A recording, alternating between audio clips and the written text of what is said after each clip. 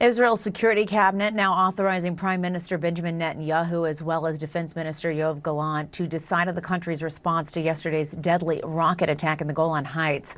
Already, the Israeli military say they have struck multiple Hezbollah targets inside Lebanon overnight. And now the region and the world waits to see whether this will escalate further.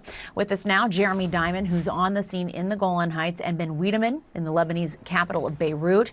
Jeremy, let's start first with you. We know the international community is urging restraint on both sides. What are Israeli leaders saying right now? Well, Jessica, there's no question that there is a flurry of diplomatic activity right now, trying to de-escalate these tensions, trying to ensure that the Israeli response to what they say was a Hezbollah strike right here behind me on this soccer field will be a limited response. Israeli officials have not indicated yet how limited that response will be, but they have made clear that there will be a response, that there will be a price to pay for this attack that killed 12 children in this community of Majdal Shams. The Israeli security cabinet met this evening once Prime Minister Netanyahu returned to Israel from the United States, authorizing him and the Defense Minister Yoav Gallant to move forward with a strike at a time and with a scope of their choosing. So remains to be seen how quickly that will actually come together. But right now, this is a community that not only is anticipating the possibility of that Israeli response, waiting to see what will unfold from the events that have happened here, but it is also very much still a community in mourning. It is just after midnight here in Majdal Shams, and you can see behind me that there are, several dozen teenagers who have come here to just sit together, to speak, to mourn quietly, and to take in all that has happened over the course of these last 2 days. Flowers have now been set up where that crater still stands. Lights have also been put up. This is a very small, tight-knit Syrian Druze community, and they are definitely all feeling the tremendous impact of what has happened, an attack that has shaken this community to its core and in many ways shattered its very soul. Jessica? Jeremy Diamond. All right. Thanks so much for that reporting. And Ben, this has the Lebanese government in a tenuous spot. How are they responding?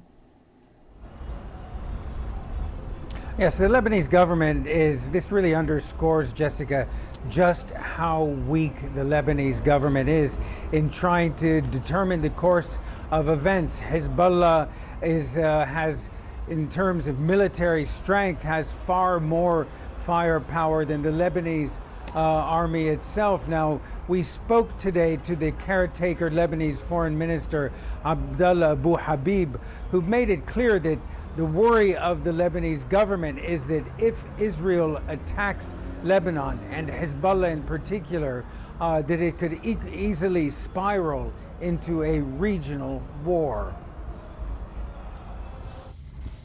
Not because of conviction, but because of any attack on our country. We support Hezbollah in this regard. But it's not going to be Hezbollah alone, as I mentioned. Iran foreign minister said it yesterday. It wouldn't be Hezbollah alone. And you have the Houthis, you have the Iraqi militias, you have militias in Syria who are not Syrians. Pakistani, Afghani militias.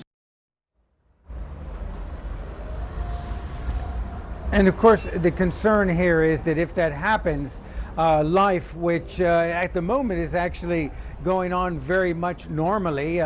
To my right, there's a disco party. It's Sunday evening, but people are enjoying the cool evening temperatures. A little while ago, we heard some very loud bangs, rushed out, wondering if this was the much anticipated Israeli attack. No, it was actually fireworks just above our head.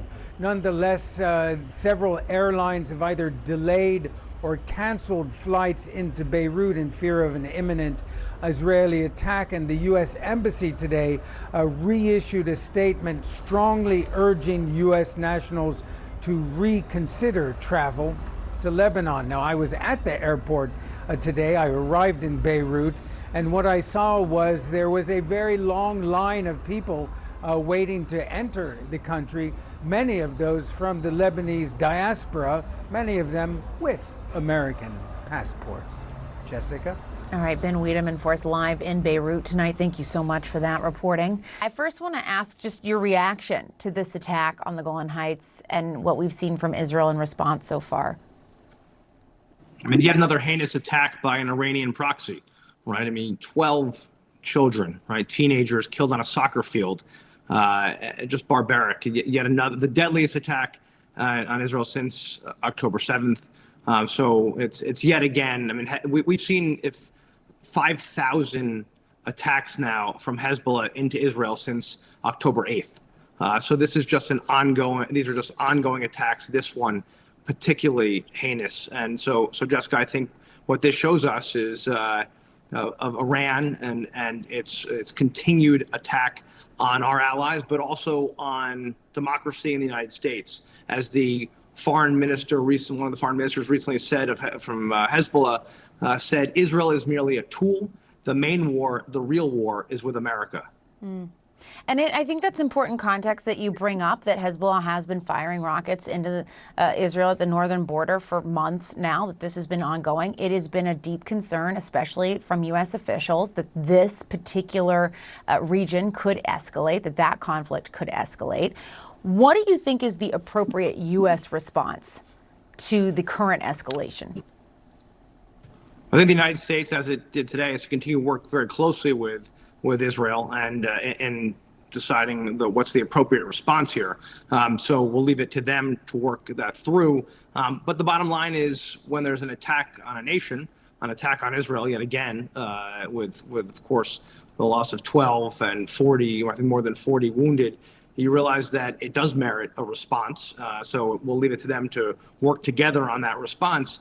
But Jessica, the bigger point here is whether you're talking about the Houthis and their attack on Israel, but also on the United States, on our service members, other Iranian-backed proxies in Iraq and Syria, continuing to attack the United States and our service members around the world. What you see here is terror, at its worst, and that's really what Hamas and Hezbollah and Palestinian Islamic Jihad and others and the Houthis, that's what this is about. It's an attack not just on Israel, but an attack on democracy.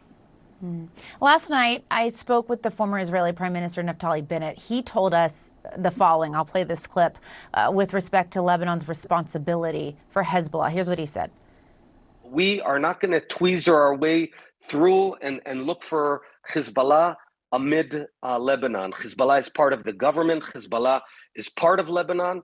And what Lebanon needs to do tonight is move all of Hezbollah away from the border, all the way up to the river of Litani, and stop everything they're doing. That is the only way they can prevent an all-out war.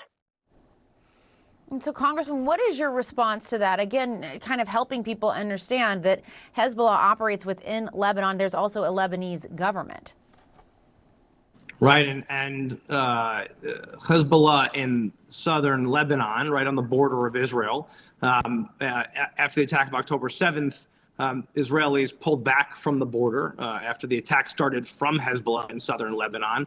More than 80,000 have been displaced. They haven't been able to go home since October 7th, right? They've left their homes in the northern part of Israel, right on the border of Lebanon, because of the attacks coming in from Hezbollah. And people want to go home, right? And many of them want to go home. School is starting in a few weeks for the students there in Israel. They've been displaced. And so that's a big issue in Israel right now. How do we get them home? And Hezbollah has not pulled back from that border. And we see just the attacks going. As I mentioned, there's been 5,000 of them, yesterday being being the deadliest. But the bottom line is this has been going on nearly every day, rockets being fired from Lebanon, from Hezbollah into Israel.